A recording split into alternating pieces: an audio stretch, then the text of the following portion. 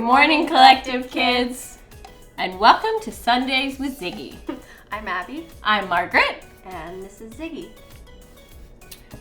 So Abby, how was your week? My week was great.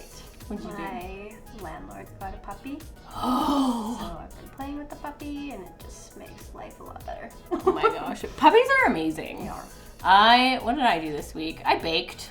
Just decided to do some too. baking because I just wanted a cookie. Mm-hmm. You can't just buy or make one cookie. Mm-hmm. So now there's too many cookies in my house. It's just how it is. I have a fun game if you would like to play a game with me. Let's play a game. Okay. I'll grab the cards. Okay. The headphones are for you. You're going to push the button, and I'm going to read this card to you. Okay. But because you can't hear me, you have to guess what I'm saying. Don't eat too much candy. Don't eat too much candy. Oh, yes! Good job. Do another one. I like your haircut. You repeat. I like your haircut. I like your haircut. Oh, yeah! Okay, one more and then we'll switch. One more. Okay. Holidays with my family are loud. I got family, that's it. Holidays with my family are loud. Holidays with my family are Loud. fun. Nope. Loud. Loud. Loud. Yeah! Oh. Okay, we'll switch. Okay. Your snoring is so loud. Something about a showdown. No. Your snoring is so loud. My story is so loud? No. Snoring. Snoring! Yeah. Okay. Please whisper when you come inside. Something about inside. Yeah. Please whisper when you come. Oh, please whisper. Yeah. Okay, last one. This song is so beautiful. The song is so beautiful. Yeah. Oh, I ripped my mouth. Good. I can still. Anyways, that was a great game. Okay. I've never played that game before, but that was really fun. It's my favorite. My eye is falling off. Okay, so this week for our video, we will be reading from the book of 1 Samuel. And this story describes the friendship between David and Jonathan. So these two definitely go through a lot of ups and downs together, but they always promise to help each other whenever they need it.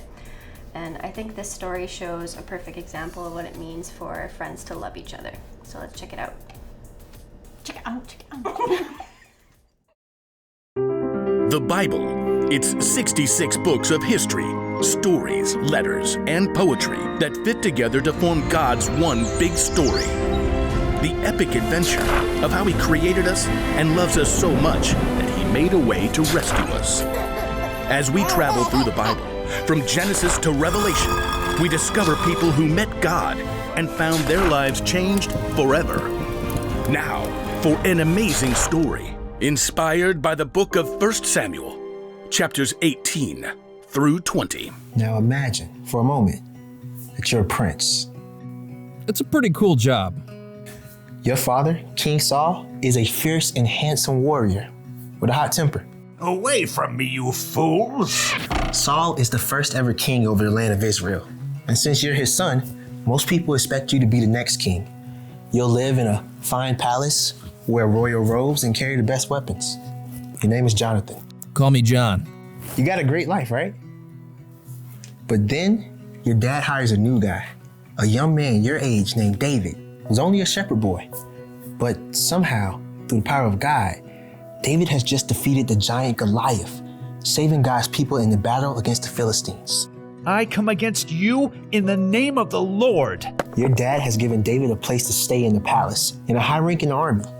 You and David even become friends. Now imagine that David fights in every battle and wins. The people of Israel are even more impressed with him than they are with King Saul. King Saul is like great. Yeah, but have you seen David? He is like awesome sauce. To top it off, you've heard rumors that David has actually been chosen by God to be the next king of Israel, instead of you. It would be so tempting to be jealous of David, to not talk to him or hang out with him. But that's not who Jonathan was.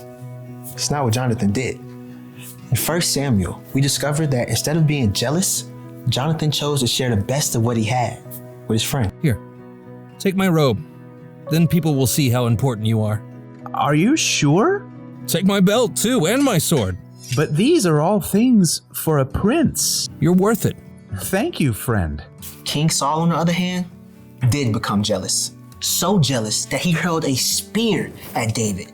And later on, he told Jonathan and all of his servants to kill David. Jonathan was horrified.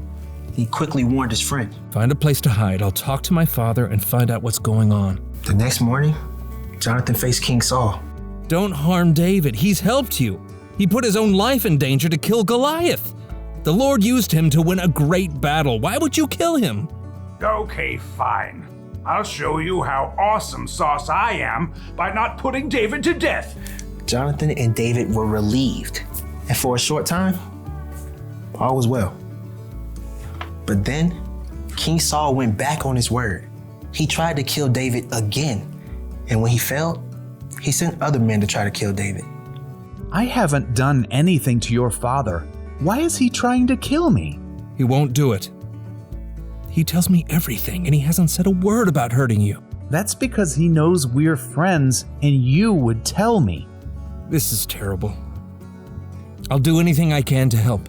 So the two friends made a really complicated plan, like something out of a spy movie. Their top secret plot had David hiding instead of showing up for the feast, while Jonathan made up this story to try to find out how angry his dad was. Now, instead of going outside and talking to David about it, Jonathan chose to shoot arrows close afar like a secret message. In the middle of it all, their friendship stayed strong. Whatever happens, please be kind to me. I know the Lord will defeat all your enemies someday, but promise to always be kind to me and to all my family. I promise. Shake. Shake. The two young men made a promise to stay friends no matter what might happen next. Then, it was time to put their plan into action. When Saul discovered that David was missing, he was filled with rage. I knew it! You're on his side. That is so not cool. As long as he's alive, you'll never be king. Why do you want to put him to death? What has he done? Saul was so angry, he couldn't think clearly. He actually threw a spear at his own son. And Jonathan left immediately. And the next morning, he hurried to the place where David was hiding and sent their top secret arrow code message. When David realized things with the king were not good, the two friends ran to meet up one last time. I'm so sorry. My father. I know. It's not your fault. Jonathan and David hugged each other and wept. Go in peace. In the name of the Lord, we've promised to be friends. He will be a witness between us and our families forever. There was nothing more to say.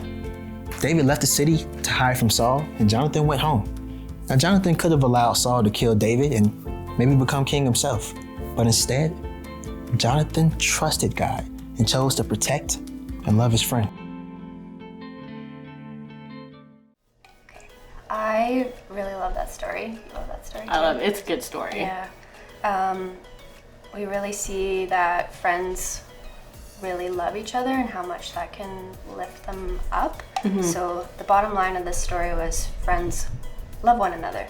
Mm-hmm. So for example, like Margaret is my friend and I love and care for her a lot.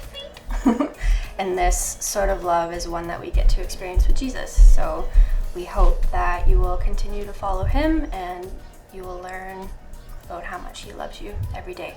Mm-hmm. That's great. Well, guys, we miss you. We love you guys lots. And we hope to be able to see you guys soon in person. And we will catch you on the flip side.